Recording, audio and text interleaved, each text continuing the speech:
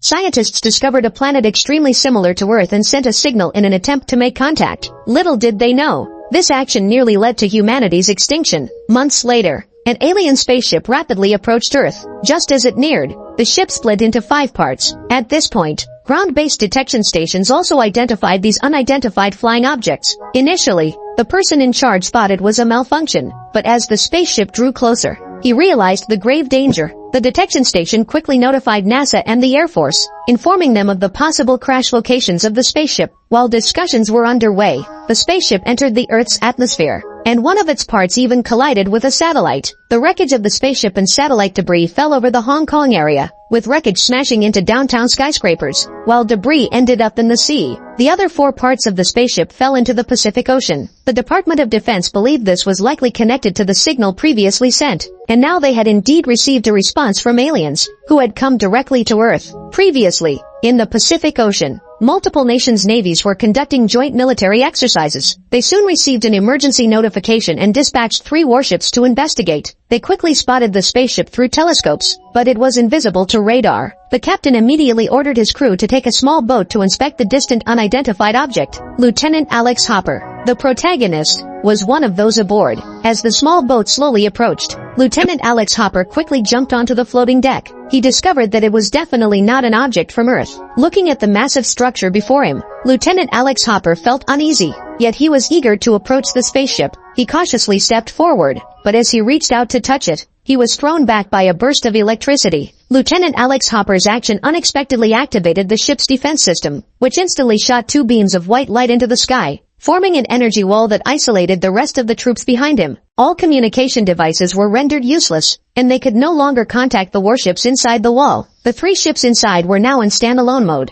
At that moment, a fighter jet attempting to breach the wall tragically crashed, resulting in both machine and pilot destroyed. Lieutenant Alex Hopper, still dazed from being thrown back, was fortunate to have his teammate quickly snap him out of it. Just as his teammate was about to start the engine to leave the area, a huge mechanical warship suddenly emerged from the sea, startling everyone on board. The crew on the warship watched in shock, and before they could react, 2 more warships surfaced ahead and behind them. At this point, a 3-on-3 situation formed on the sea. Commander Stone Hopper immediately alerted the enemy, but was met with a counterattack. A powerful ultrasonic wave shattered the glass on the ship, and everyone fell under the force of the sound wave. Commander Stone Hopper quickly ordered the nearby Jones warship to fire at the enemy. Although the shells missed, this action prompted the enemy to lock the warship as a target. Then, one of the warships leaped forward, moving past Lieutenant Alex Hopper's small boat to the front and launched a counterattack on the ship that had just fired.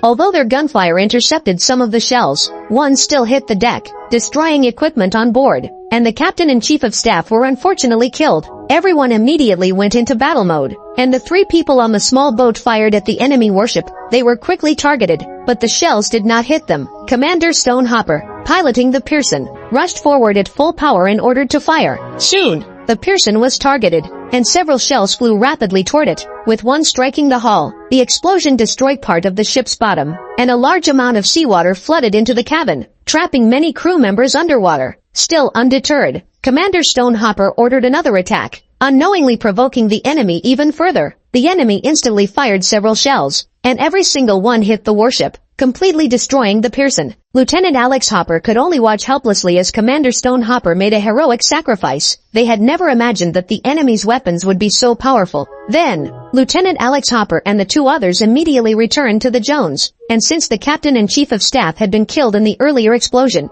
the highest-ranking officer took command. Lieutenant Alex Hopper took over the warship and decided to continue the attack on the enemy. The Japanese warship, Myoko, made the first move but missed its shot as the enemy dodged. Following the same tactic, the enemy then successfully hit the Myoko. Lieutenant Alex Hopper quickly turned around to rescue the crew members who had fallen into the water. Detecting no threat from Lieutenant Alex Hopper's warship, the enemy retracted their weapons. They then opened a hatch on top and began assembling gears inside. Once assembled, they launched towards the land. At this point, no one knew what the aliens intended to do. Soon, one of the gears reached the airspace above a naval base, locking onto ground facilities and aircraft, and sped up towards them. An airplane, just about to take off, thought it had escaped danger, but a gear extended a tail that cut off its tail section.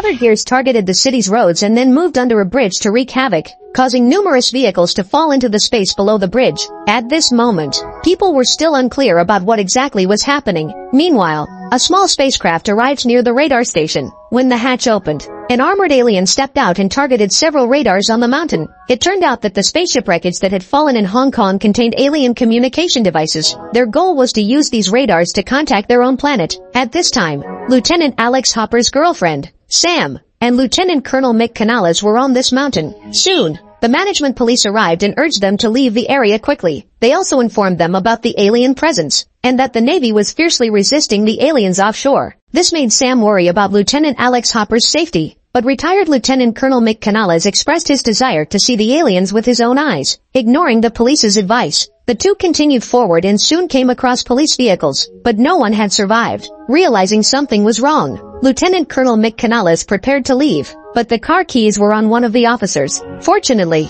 Sam successfully found the keys ahead. As she was returning to the car, the alien that had attacked the police returned. Sam quickly ran to the side of the car to hide, and just when she thought she would be discovered, the sound of a nearby horse successfully distracted the alien, allowing her to escape detection. Then, the two quickly got back into the car and called for help, but the radio was already out of service. Meanwhile, at sea, Lieutenant Alex Hopper was still unable to accept the fact that Commander Stone Hopper had been sacrificed, but his team needed to boost their morale now more than ever. One crew member told Lieutenant Alex Hopper that they had found an alien body in the sea. Lieutenant Alex Hopper approached and removed the alien's helmet, discovering that its face was remarkably human-like. As he was checking the pupils, the alien suddenly woke up and grabbed Lieutenant Alex Hopper by the face. His teammate promptly intervened to separate them. Unexpectedly, an explosion sounded from behind, knocking down the crew members. A group of aliens then stormed in and rescued the alien. As Lieutenant Alex Hopper pursued them, the spaceship had already left the deck. It gave him a bad feeling. Lieutenant Alex Hopper believed that this group of aliens was seeking habitable planets to completely dominate. Suddenly, the crew noticed that there were still aliens on the warship. Lieutenant Alex Hopper quickly ordered the warship to be locked down, and then led a team to search for the enemy's position, unaware that the enemy had already reached the engine room. Just as the enemy was about to destroy the equipment, Lieutenant Alex Hopper fired continuously at the alien, but the bullets couldn't penetrate the armored suit, and he was quickly knocked down by the enemy. At that moment, Petty Officer Cora Wepsrakes arrived just in time and drew the enemy's attention by opening fire. Lieutenant Alex Hopper quickly told her to head to the control room while he lured the alien onto the deck. As the enemy closed in, Lieutenant Alex Hopper was near the edge, but fortunately, his teammates quickly reached the control room and aimed the turret right at the alien's head. However, in the next second, Mahalo, when Lieutenant Alex Hopper returned to the ship, a crew member discovered a secret in the helmet left behind by the aliens. He reported to Lieutenant Alex Hopper that the aliens' eyes were like those of a lizard, sensitive to bright light. The helmets were akin to their sunglasses. Exposing them to sunlight would temporarily disable their combat abilities. They planned to use this weakness against the aliens. Meanwhile, people at the space station discovered that the aliens intended to use their satellites to signal their main fleet. This was the reason they established a strong energy barrier at sea, to protect the transmission tower from being destroyed. As night fell, the Jones had already moved away from the alien warship. Despite many casualties, the crew had devised a way to combat them. Unable to use electronic radar, Captain Yugi Nagata proposed using tsunami buoys to detect changes in water levels to calculate the enemy's position. They quickly combined the buoy locations with a map, successfully calculated the enemy's coordinates, and aimed their weapons at the next predicted position. When the coordinates lit up, Captain Yugi Nagata immediately ordered a launch, but they were a step late. The shells missed the enemy and exposed their position. Two enemy warships then changed course and headed straight for them, launching several cannonballs at the Jones. Seeing this, Lieutenant Alex Hopper timed it perfectly, ordering the ship to reverse at full speed, successfully dodging the enemy's fire. Captain Yugi Nagata seized the opportunity to fire as the warship approached the predicted landing spot, launching 4 cannonballs simultaneously towards both sides, and this time they successfully hit the enemy. Just when everyone was celebrating, the buoys detected another enemy warship approaching quickly. However, this cunning warship didn't play by the rules, and Captain Yugi Nagata couldn't pinpoint its position. To successfully take down the last warship, Lieutenant Alex Hopper steered the remaining warship near the small island where the aliens were signaling. With only 4 hours left before the signal was to be sent, they had to destroy the satellite on top before the launch. They then docked the warship at the shore, and Lieutenant Alex Hopper and Captain Yugi Nagata positioned themselves with sniper rifles waiting for the enemy. Soon, the alien warship jumped into view and aimed multiple weapons at the warship, not knowing they had fallen into Lieutenant Alex Hopper's trap.